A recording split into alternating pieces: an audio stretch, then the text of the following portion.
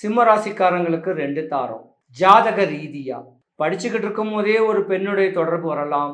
25, 23, 27 வயசுக்குள்ளேயே கல்யாணம் காட்சி நடக்கக்கூடிய நேரம் வந்தாலும் நிற்காது. இது விதி இந்த ஜாதக அமைப்புக்கு. அதுவும் ஒரு திருமணம் நடந்த ஒரு யோகம்தான், அமைப்பு தான் உண்டு.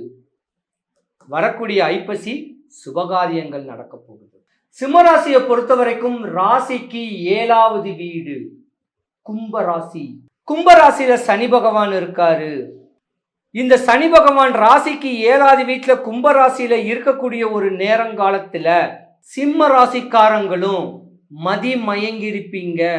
ஒரு பெண்ணுடன், ஒரு ஆணா இருந்தா பெண்ணுடன் மதிமயங்கிருப்பீங்க, பெண்ணா இருந்தா ஆண் கூட மதிமயங்கக்கூடிய தன்மை உண்டு இந்த 2024ல.